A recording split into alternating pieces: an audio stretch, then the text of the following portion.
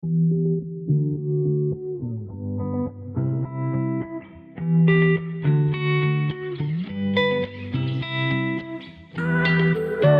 there, War of the Visions fans. Welcome back for another character review. This is one that I was super inspired to do given the release of Blossoms in the Dark yesterday. And yeah, let's talk about Skahal, a character that has been slept on by the community just because he hasn't had an opportunity to shine. When he was released, it was amidst a kind of a new Magic meta where it was Halloween Leela, Halloween Ryu. We also got Howlet. And so just in the mix of that, in terms of how they paired with Kill, for instance, in the anti-evade comps, and then just how strong the wind comps were in Guild Arena. Long story short, Skahal just kind of fell by the wayside, and next thing you know, Final Fantasy IV collab was here, and now we're talking about Dark and Pierce units. But the Blossoms in the Dark card has opened a new door for other viable Magic comps to make them more potent than they had been in the past, kind of keep them a little bit more competitive with the physical DPS. I don't think we're seeing that Magic meta yet. I still think some dominoes need to fall in terms of potential counters to Dark and to Pierce and to how else you mitigate damage. But we're on the way there, and Skahal is worthy mention because he's probably going to get a lot more use in the future going forward. So jumping into Skahal here, he is a lightning unit, so alongside Orlando, Frederica, a couple other of those formerly popular units, if you will. He's a hard-hitting mage that does bring some bulk, but also a fair amount of utility. That's really what makes him supremely interesting. He might technically be the most difficult character to really make shine because I do think there's a lot of variability to what you can potentially equip him with and what teams you want to put him with. So long story short, are you going to use him in a comp that's going to be a little more well-rounded, and he's the mage, you got a main physical tank, maybe a healer or another DPS, or is it going to be more of a magic hunting comp where you're going to try to, magic versus magic? Is it going to be, you know, more support-based and have him hang back, or is it have him more hard-hitting because he's got a lot of magic to play with? So there's a ton you can do with him. He's a black mage, a staff mage, and a time mage. So the black mage obviously super offensively oriented. The staff mage is too, but a little bit more on the status effect, a little more with the AoEs. And then time mage, obviously a bunch of utility there. His time mage job in particular has both haste and quicken, which are really the two things that make him shine in that regard. Weapons perspective, pretty standard. He's got a rod, and then equips, he's got hat, cloth, and accessory, and a move of 3 and a jump of 1. So nothing too crazy in that bottom half. In terms of resistances, he is weak to earth 10%, strong against water for 10%, and then resistance damage, pretty typical for magic users. He's weak to essentially all the physical types of attacks and brings in an 20% magic resistance. Finally, status resist perspective, 50% resistance to paralyze and confuse. Paralyze is whatever because mages don't have to essentially move that close to their enemy, but confusion's pretty big. Confusion's obviously powerful with Agrias's limit break as well as Kane's brain piercer attack. So if you're seeing a lot of the Agrias, Leela, Kane metas, that's a feather in Skahal's cap that he can essentially mitigate what they do status effect wise.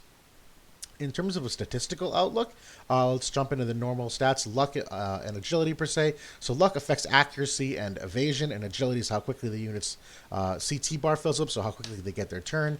Long story short, this is again kind of just a list of all the UR units. Total luck for Skahal is 207. This is with the board. The average of this list is 199, so he is ever so slightly above average in terms of the luck stat, which is nice. So it does potentially make him a cog in an evade comp. Obviously, those have gone by the wayside, but it's there. It's an option. And then it does also help his accuracy, that he's accurate enough. You could still help to boost his accuracy, but it's not that bad. Agility-wise, he's sitting at 61, which is, of this whole list, the average is 60. 61's not bad. He does still need a little love to really keep him up with the battle, but when it comes to how he also has haste and quicken, and there's some accessories that can obviously boost agility.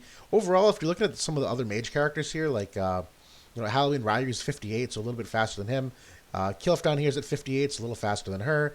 I think he's essentially the same as Medina, who's also 61, so he does have a little bit extra speed, which is nice, because the Esper units for Magic on the whole are a little bit on the lower side in terms of adding agility. And then in terms of total evasion, 124, the calculation for evasion with the passives. So 124 is about average, so he's viable. but he's not really the one that's going to be heavily evading anything. It's just that he can work in that comp if you wanted to, because he will get a little benefit, not a ton. Let's be real. Accuracy and critical. So again, the luck stat affects accuracy. Dexterity affects accuracy and the critical rate. So getting back into it, this is kind of repeat. This is the luck again. Dexterity wise, he's at 198. The average of this list is 190, so just a smidge above average. That's why I say between the luck and the dexterity being both at average and a little bit above average, it's not a weakness per se. Total accuracy ends up being about 122, which in the broad scheme of this list, and here this is accuracy if they have passive abilities, 122 is it's not bad. You know, Kane. Let's look at Kane as a real barometer, because a lot of the ones above here have passives that really boost the accuracy. But in terms of like a base accuracy, he's relatively competitive. You're probably going to still want to round out that stat, but it's not a critical weakness to him. And then I did this in my Blossoms in the Dark review. We're looking at magic stat. I wanted to look at this again as well in the perspective of how hard he can potentially hit from a base magic stat in comparison to some of the other magic users. So this is the list I've picked. Figure a couple of these you've probably seen most often, so you can kind of like ballpark the strength that Skahal brings relative to how hard-hitting you've seen some of these other units.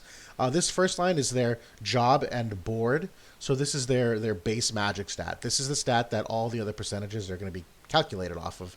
And Howlett's by far the highest. He's the highest base magic stat. But if you're looking at the other mages, they're all at about that 300 range. So Skahal is relatively competitive with them. A few of these characters do have a board slot that increases magic by 20%. So you can see Leela, Eldyra, Howlett. This is essentially the calc off it. And then some of them have trust masteries that boost their magic stats. So Medina, Howlett, Skahal will do. Long story short, without getting into the numbers, look at this bottom line here. Skahal is still relatively competitive with all the mages at 354. This is not where we start separating him from the pack yet. Obviously, Howlett is kind of the anomaly here, really starting off the bat very strong with some of those base magic stats, if you will. So they do have passive potential for magic ability or magic level up, which gives a 30% boost to the base magic, which is this top line here. If you are equipping that magic level up stat, not all of them have it. So for instance, Leela and Howlett do not have it. If you're adding that stat to your magic user, this bottom line is currently where they're sitting. So Skahal at 443 is still relatively competitive with all the other mages. Obviously, he's starting to outpace some of the others. Like if you're looking at Leela and Kilf, 316, 410, he's definitely higher, starting to be more materially higher than them. And obviously, even with the likes of Eldyra, who's pretty a hard-hitting calculator, he's starting to get a slight edge on her as well. But finally, this is the real big kicker, is how you want to build Skahal and how much you want to pour into that magic stat, because he's got a second magic level up. And if you're applying that to him, that'll put him at a total magic of 531, which is heads and tails above the rest of them. So that's why when you're talking about a Skahal build, you can either go for like full, canon magic build, or you can do a little bit more to bulk him up in the way of defense or in terms of utility, because if you are going to be going for more of that utility, you might want to use some of the other passives. We're going to get into that in a second. Also, I put this in here as a reminder, he innately has 6 defense as part of his staff mate's job, so something to consider going forward when we talk about equipment, just to keep in mind. Let's jump into the class and job overview. This is really where the fun starts.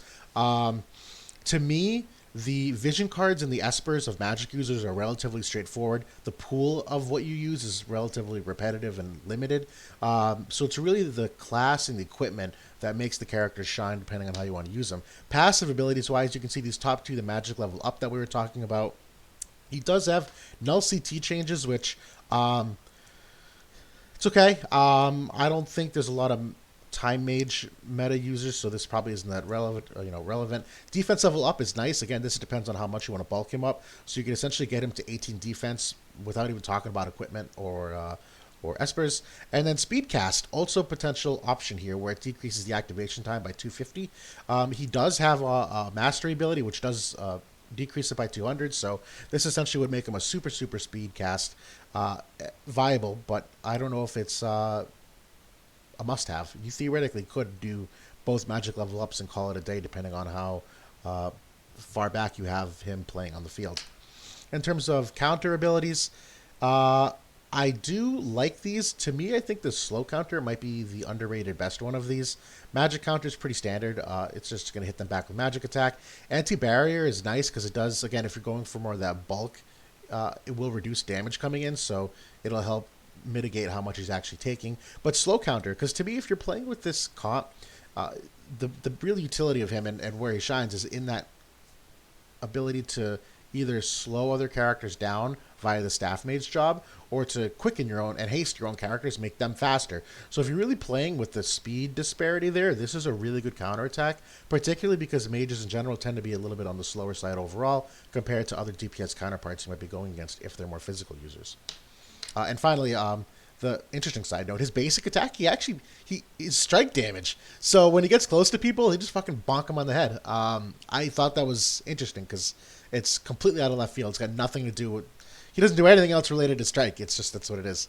Um, so the main job, Black Mage, pretty straightforward. This is one of the original jobs that we were seeing using Medina early in the game. Thunder, Bio, Thundaga, Toad, Flare. A lot of these abilities are pretty standard. Flare is obviously the hardest hitting of the bunch, one of the most popular mage abilities. The Thundaga ability is nice because it's an AoE ability for a relatively cheap amount, given that they start out with a ton of AP. Thunder's pretty decent. I don't know. I don't know if bio is something you often see, but I know that poison can theoretically be a good thing to chunk away at tank damage, particularly if the enemy is using something alongside of regen. So this will help kind of offset some of that damage. Toad, I haven't seen used popularly, so it's whatever. But this is what you're working with as a main job. So probably using Thundaga, Thunder, and Flare the most. Let's be real. Secondarily, if you're using Black Mage as a sub job, which to me probably not ideal, I don't think you'd want to use this. Drain obviously takes some health back for himself. Thundara is nice because it is still an AoE attack, but it's much cheaper. Overall, though, the potency could use a little bit of work because there are there are hard hitting attacks in his whole kit. Osmos, you never really see used in sleep, is a little bit niche. Could be powerful, but I don't know if that's really what you want to use Skahal for. So Black Mage sub job. Fair. Probably not using it. Staff Mage, though, totally viable. Not my favorite. I like him as a TIE Mage best, but Staff Mage does offer a completely different kind of build, primarily in the way of, obviously, number one, we were talking about this decreased CT for a target, which is potentially valuable in skewing the turn order, obviously. I do like, though, some of this AoE, like the Energy Buster attack. It's the 100% chance to hit. It's an enormous AoE. 220% is pretty potent. And then Stunning Staff is also decently valuable because it's got the chance to stun as well. So this is kind of a different Skahal build. We're probably seeing him a little bit more in the mid-fight just because he's going to be a little bit closer because these abilities don't reach as far. You can see Stunning Staff and Lightning Staff are just a little bit closer in range than, you're looking at the Black Mage abilities. These are all super, super long range. So this is where you're going to probably build them a little more for defense rather than going for that full offensive firepower. And then finally, the Time Mage sub-job. So to me, the really powerful ones here are the Haste and the Quicken. Slows, I don't know if he uses that in terms of AI very regularly. I don't think he gets an opportunity to, per se. But Quicken and Haste are really the two that are going to flip the game for you, where that fight goes on in the middle of the battle, obviously he might prep turn 1, turn 2 by hasting some of your teammates, and then once you get in the middle, maybe quicken them and obviously get them a turn faster and finish off enemies a lot quicker. So this is the sub job that I think he's probably best with, probably adds the most variability to the battle and turning the tides very quickly. So big thumbs up. Again, it's kind of fun to imagine his kit because he's a very hard-hitting magic user, but also has a fair amount of bulk potentially. And I can play with a bunch of status effects also on some of these jobs. Finally, the Limit Break, another status effect where 25% chance to paralyze. I love this ability. It's an enormous AoE. It's very potent at 200%. It hits 3 times, which is awesome. So some potential chaining ability, either in the way of magic chaining or elemental chaining. The cost is... it's expensive, but he starts off with a ton of AP, so he still can use it out of the gate essentially. So this is an amazing limit burst, in my opinion. Big fan of how it can influence the battle, particularly because of the status effect. His TMR is an interesting one. So stat wise, it's decent amount of HP for an accessory. It's got the SPR, the accuracy, and the crit rate, which will round him out. He's average. This will make him above average, if you will, and will help. The SPR is nice. This TMR skill is interesting. I'm really not a fan of a bunch of skills that consume HP because in terms of the PvP arena, when you're only getting 3 units to work with, it's hard to get a dedicated healer in there a lot of times. Obviously, when you're doing a team of 5 against the PvE content, you're just fine. But arena and guild, I'm iffy on it because anything that takes away your HP is just free damage for the enemy per se. But the ability is actually relatively strong. If you don't upgrade it, because upgrading a TMR is expensive, let's be real, just from a pot perspective, 50% increase to magic is one of the highest you can get on a TMR. A lot of the other ones, like Lunaverve, I know Roses, it's like in the 30% range. So 50% to an ally is relatively strong. This obviously comes in best if you're running a full magic comp, but that's a big boost, and it is for 3 turns. So theoretically could accelerate how quickly you do damage or how burst down damage on your enemies. So I like this TMR because it is a little unique in that it buffs the magic of an ally. You don't see that very often, at least not to this potency. A lot of them are self buffs or AoE buffs for much less. So interesting. And the master ability, increase magic, and you can see the decreased activation time. So he does cast things relatively quickly, and obviously has the potency. So vision card synergies. This is probably the easiest part of the review because magic users are super limited to what they typically equip.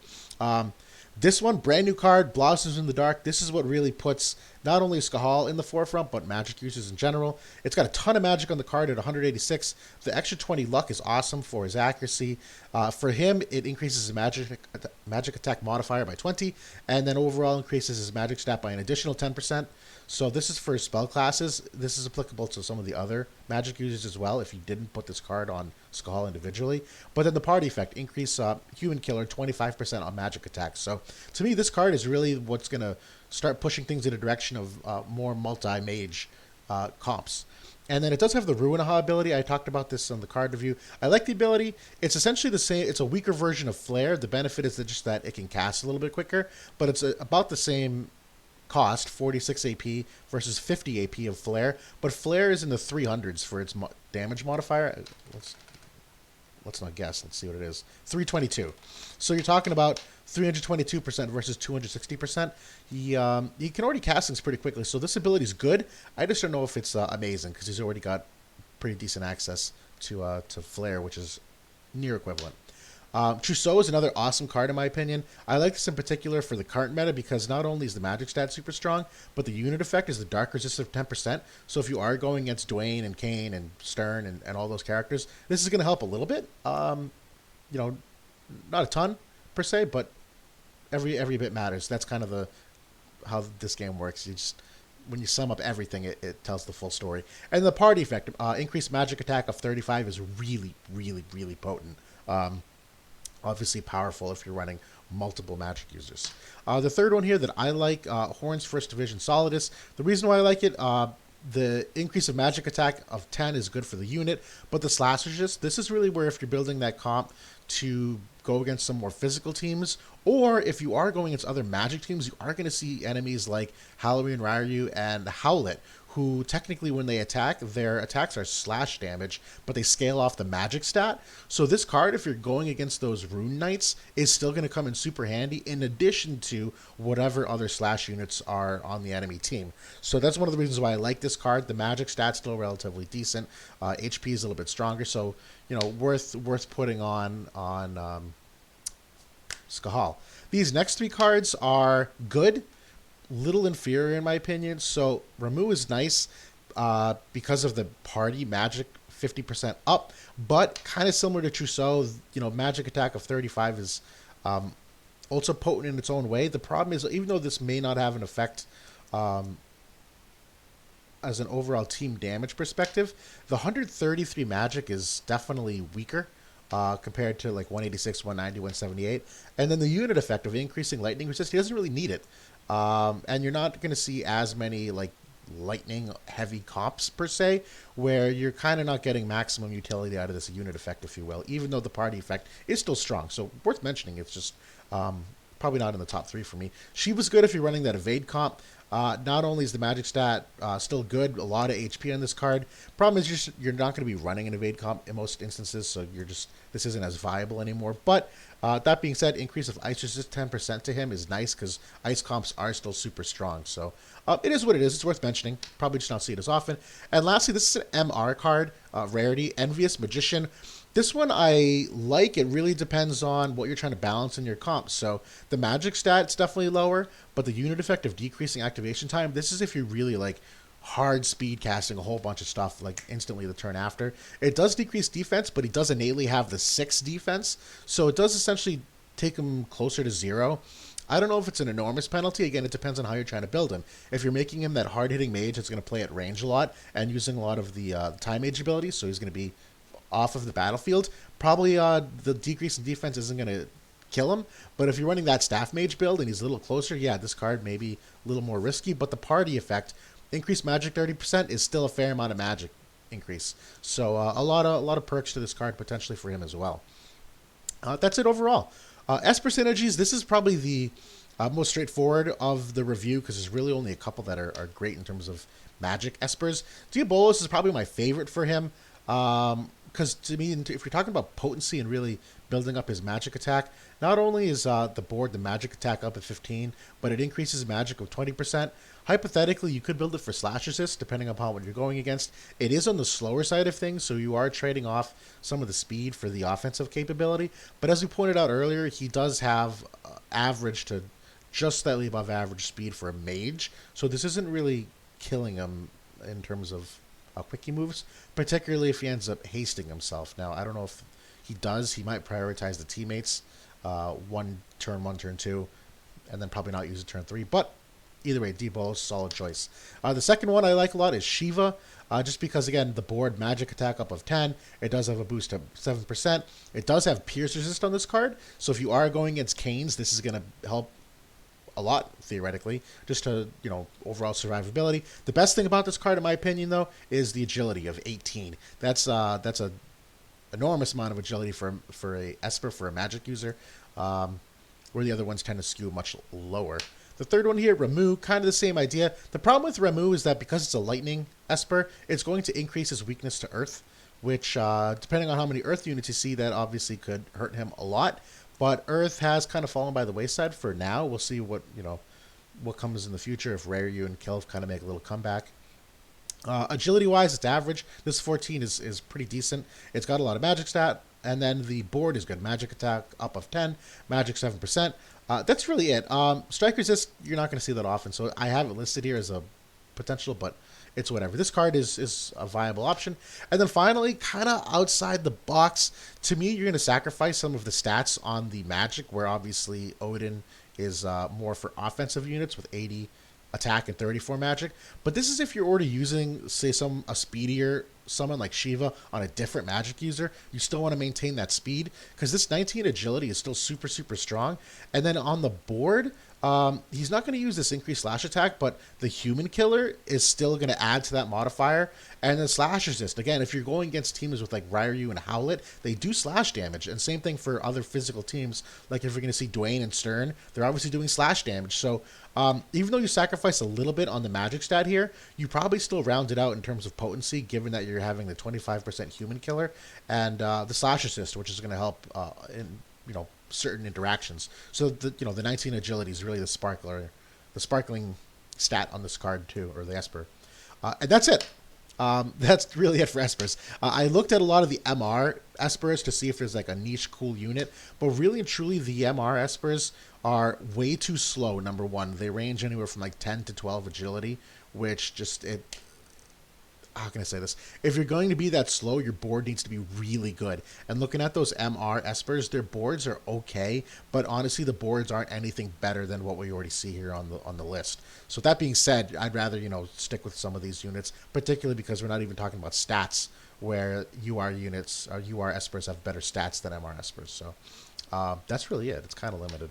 Equipment optimization, man, this is really the hardest part of this review, because we've talked about two different kinds of builds for him, right? Either A, you have a build that's more staff mage oriented, where he's going to be closer in the fight, so you want to bulk him up a little bit more. And B, you have that more cannon long-range DPS.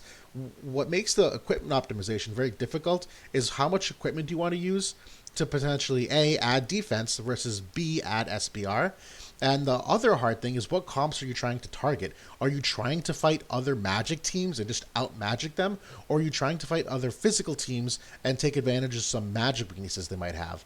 That changes things significantly because a lot of this equipment optimization, if you're going against physical teams, you're going to want to round out the defensive stats. If you're going against magic teams, you want the SPRs. So this is there's a bunch of things here. You're going to see why I'm kind of like, oh my god, good luck trying to figure this out. I'll try to inform you as best I can. The rods, there's really one far and away rod that's probably the best, and I say that simply for the sake of accessibility with the stats. That's the platinum rod. Magic-wise, if you build it for magic, it's at 162. Otherwise, it's at 113. Overall, it's the increase of magic attack of 15 on the special ability, which really is potent. It's nice. And you can theoretically build it for really magic, aim, or dodge. Depends on what you have it for. So this overall is probably the best rod, again, given the cost and the accessibility. The second best one, this is the Sage Staff, which comes from the Arena rewards. So this is a hard staff to build. I have it here because it's worth knowing about, but honestly, you're probably not going to use it because it's super, super expensive. For one recipe, it's 15,000 medals, arena medals. So if you're going to try to +5 this, I don't think it's theoretically possible. So this increased magic attack of 20, you're probably not going to recognize that total amount. The only reason I really have this staff here is if you're trying to go hard for the magic build, where this 232 magic is heads and tails above higher anything else that's on rods. Similarly, no, I guess that was it. It's really just for the magic stat whoring. Yeah. Think about it. The third one, the healing staff. Again, talk about how you're going to use your character. Magic-wise, it is on the weaker side if you build it for magic, which I think you can because he doesn't need the accuracy or the crit per se. If you build it for magic, you're talking 119 magic, which is comparable to the aim and dodge on the platinum rod, which is why I mentioned it here. The other thing is got magic attack of 13, which is comparable to the platinum rod's increased magic of 15. But finally, this is where you're kind of getting creative with your comp. If you're running healing staff, you're going to have the Cura ability on Skahal. So when you talk about using him a little more in the utility sense rather than the hard-hitting mage sense, this is the kind of thing if you're running him with Kilf, let's say. Kilf has a white mage sub-job, right? Well, this opens up a brand new door. Maybe you don't need to run that sub-job on Kilf. Let her be more offensive-oriented because you know that Skahal might be able to chip in using Cura abilities instead. So I like this staff. It's not the most offensively potent, but it's not far off from what you might have on the Platinum Rod while also adding the utility of the Cura ability. So something to think about. And the last one, again, I have this on here because it's a good rod, but it's a TMR rod. This is from, I forgot her name, but it's the Ice unit, MR unit, the Inga's staff. Magic-wise at 108, again, it's kind of competitive with if you're running the aim or the dodge staff here on the Platinum Rod. Obviously, if you're really whoring for magic, this is not the Apeen. You're not going to max his magic stat off this, but it adds some accuracy. The unit effect is a magic attack up of 10, and it has spirit penetration. So if you're going against, a magic tank or other magic heavy teams, like this is one to consider potentially, depending on what else you want to equip them with. So this is probably the most options I've ever had on a weapon screen. Again, Platinum Rod is probably the most popular one, and it's the most accessible to everybody, but these are other ones that definitely have its use depending upon who you're attacking and how you want to build them. Non-TMR equipment, I love the Platinum Robe.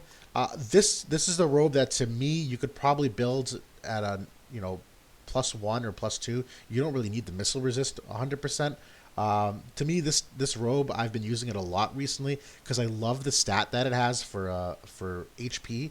No, you're not even thinking about the vital, thinking about shield and barrier. I love 478 HP on a mage, and then I love the extra defense. But even the SPR build still brings a fair amount of defense on SPR. So as a well-rounded robe, you could obviously build it again for either shield or barrier. Really depends who you're trying to attack against and how you want to use Skahal in your fight. If you're using him as a staff mage, he needs to be closer. Obviously, this 18 defense is going to be huge because not only do you have 18 defense on this, he's got 6 on the board, and he's got a passive that can give him 12. Just throw that all together, you're looking at a pretty tanky mage in the mid fight. So definite thumbs up to the Platinum Robe. The second one is this week's new robe with the Shiva event, feeds Lacerna. To me, this is a good robe. Again, it depends on what you're trying to go against. It's got slash resist as the ability, so if you're trying to go against physical units, maybe you build this for the shield to give them that extra defense, extra SPR. It's got a lot of HP still for a mage's robe per se. The slash resist is really for, are you going against physical teams, or are you going against Howlet and Ryu teams where you're going to build it more for the SPR? Obviously, they have SPR penetration abilities, so this stat gets less useful against them. But in conjunction with slash resist here, depending if you're using something like the Solidus card as well, this could really turn the tide in that magic versus magic interaction. So again, you can see why there's a ton of different ways to think about this, depending upon how you've allocated your resources and what you have for comp and who you're targeting. So I hate to say I don't know, but it really is subjective. This is probably the most subjective equipment review I've ever had to do out of everybody. Third one is a smart coat. Again, similar. Are you attacking magic teams? If that's the case, this is super powerful. It's got the 8% magic resist on it. It's got a bunch of SPR on the barrier build. Even on the shield build, it's got 10 SPR, which is it's notable. That's double digit SPR. So smart coat, totally viable. Again, you can see each one of these robes is completely different depending upon who you're trying to target and how close you want Skahal to be in the mid fight. Finally, Soul of Thamasa. This is an accessory. So if you're equipping this, your TMR slot's going to be either armor or another accessory. This accessory, it's super subjective how you built it, because you could either gone ham and built it for magic, so you got that extra 120%, 120 magic stat, or you could have gone for barrier and have a whole bunch of extra SPR. So this is a great accessory because number one, it has the silence resist, so really powerful, protecting him so you can constantly cast spells. Secondly, this is going to tip the scales if you're in magic versus magic interactions. So the 8% magic resist and then the extra magic resist penetration attacking other enemies. So even this is subjective how you built it, whether you went for the magic build or the barrier build. So something to think about, but a lot of good options. Finally, in terms of hats, because there's not a hat on here, right? Sage Hat and Wolf Mask, they're viable. He doesn't really need them, though, because the strengths of both those cards are in their evasion and their accuracy. So the Sage Hat is obviously super, super emphasized on evasion, not only as it has that as its extra stat per se, but a lot of people build it for dodge, so you don't really need it. And then the Wolf Mask is super accuracy oriented, and he probably has other sources of accuracy that are more effective rather than using a whole slot just for accuracy. That to me is more for Rosa Rain, really blind units that genuinely need the accuracy. TMR equipment, from a cloths and hat perspective, I like the red jacket of Miranda's. 482 HP is a ton of HP. Again, 10 defense, really depends on how you're trying to build them up. But then here, the ability for increased magic attack for allies and increase slash attack. So depends on what kind of comp you're running, where if you're running something a little slash heavy, obviously this kicks in a lot. And then if you're running something that's mage heavy, obviously the magic attack up still helps as well. So a little bit of variability with what you want to do there. The second one, Rain's Clothes, again, ton of HP, bunch of SPR, and the ability increases SPR for allies. So really depends on what comp you're going against. If you're going against a magic comp, this is another great option because it bulks him up and it bulks up your teammates. The third one, this was not as great. Kaleidomoon, because again, I like the stats on it. It's got a lot of HP for an accessory. The double-digit SPR. The ability itself is nice, where increase AP for allies. That being said, if you're running a mage-heavy team, they don't really need the AP. It helps if it's in a long, sustained fight. So that's why I have it on here. It's valuable. But then the party buff is also valuable. I know not everyone has this leveled up, so that's really the kicker. You really should have this maxed to really get the thumbs up from me. To me, the increased acquired AP of 20 and the 10% buffs to attack and magic are not great. It's really if you have it maxed that the stats get a little more materially relevant based upon the opportunity cost of putting something else in your TMR slot, if you know what I mean. Because there's a whole bunch of other great accessories and obviously some good armors here as well. From an accessory perspective, this is his own, the Gauntlet of Thunder. Again, I like this because in terms of stats, it rounds him out really well. He doesn't need the accuracy of the crit, but it will help him against those enemies that require it. SPR is decent. I like it if you're running that mage comp though, where that 50%, if it's not leveled, 50% boost to your teammate who might be another magic user is really powerful. Forgetting even the fact that if you have it maxed, I don't think it's worth maxing, but 80% is egregiously high. The second one, Sacred Step, I like. Typically, the AI does not use this ability very often, but 10 SPR, the 5 agility, that's really where I like this on him, where if you need to make him a little speedier, I think Sacred Step is good because not only does it make him speedier, but the 10 SPR is good depending upon what enemies you're targeting. Finally, the Wolf Hairband. I'm sorry, not finally, there's more. Wolf Hairband, I like this same reason, 5 agility. And the skill is nice. Again, this is the kind of thing if you're really trying to use him farther back from the fight where the decrease of defense and SPR isn't going to hurt him that much because hopefully he's out of range of the enemy. And really the upside is that he's going to get this massive boost to magic. Again, we talk about 50%, being a pretty great buff, not including the fact that it is going to make him super accurate as well, which he'll hit anything potentially. The other TMR accessories, I like Zombie Mask for obviously the auto revive. I think that's awesome, but also because it does also boost his magic attack just a little bit in that chip magic. The way it typically works is your highest magic stat is going to be applied, and the next magic stat is only 50%. So it really only gives you 21 extra magic, but it helps. And then accuracy and crit. This is where you start, throwing in those extra stats to really put them above and beyond. It's why I say you don't really need like a Wolf's Mask for something, because you don't really need that much accuracy when you can get small amounts from stuff like this. Finally, the Magical String. This is Salir's TMR. I think there's an error on WOTV Calc where it says the Human Killer only applies on basic attack, but I'm looking at it in game and it doesn't give that insinuation. So my understanding of this is that it's a 20% Human Killer on all magic attacks. I like this, again, if you're going for a full powerhouse build, where if you have Blossoms, which already has a whole bunch of Human Killer on the card, you're getting an additional 20% added to that modifier. And then if you have, hell, even something like Odin, which got the other 25% Human Killer, like that's a ton of extra damage. So still a super viable option. So that's the review in a nutshell. Again, this is a really hard review because there's so much to it, because there's so many ways to build him, not only from a class perspective, but from an equipment perspective and what you're going to be going against. I'm really looking forward from a theory crafting perspective on how to build this unit, because I think it's one of the more challenging ones that people who really like diving into that part of the game have a lot of meat here to work with. Finally, getting into kind of the extra chatter, this is something I talked about with Or and J as what's a hypothetical viable comp. I just threw this together in game. I didn't use the builder. I probably should have used the builder. But this is a comp that I'd be fun to experiment with, where Ryu gives the Earth HP and attack to Kilf, and then using something like Blossoms here, where all he and Kilf will benefit from the magic.